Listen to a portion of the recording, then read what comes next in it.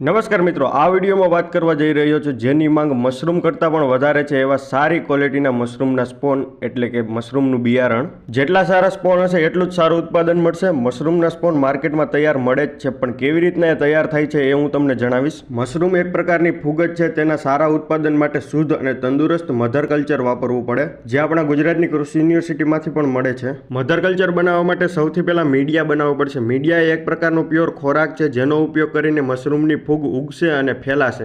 Media બનાવવા માટે તૈયાર જે માર્કેટમાં પોટેટો ડેક્સ્ટ્રોઝ પાવડર મળે છે એને 39 ગ્રામ લેખે ગરમ પાણીની અંદર ઓગાળી દેશું. ત્યારબાદ તે મિશ્રણને ફ્લાસ્કની અંદર ભરીને ઓટોક્લેવમાં 121 સેલ્સિયસ તાપમાને 15 થી 20 મિનિટ માટે સ્ટરીલાઇઝ થવા દેશું. સ્ટરીલાઇઝ થયા બાદ થોડું ઠંડુ થાય એટલે એને પેટ્રી પ્લેટની અંદર 15 થી 20 ml લેખે નાખીને એને પૂરેપૂરું જામી દેવા દેશું. આ મિશ્રણ વ્યવસ્થિત જામીને સોલિડ થઈ જાય ત્યારબાદ તાજા અને સ્વચ્છ મશરૂમનો અંદરનો ભાગ બ્લેડ વડે 1 થી 2 સેમીનો ટુકડો કાપીને પેટ્રી પ્લેટની વચ્ચોવચ્ચ મૂકીને પેટ્રી પ્લેટને પેરાથીન ફિલ્મ વડે કવર કરી દેવાની. ત્યારબાદ તેને ઇન્ક્યુબેશન માટે 24 થી 26 સેલ્સિયસ તાપમાને 7 થી 8 દિવસ માટે ઇન્ક્યુબેટરની અંદર રાખી દેવાની છે.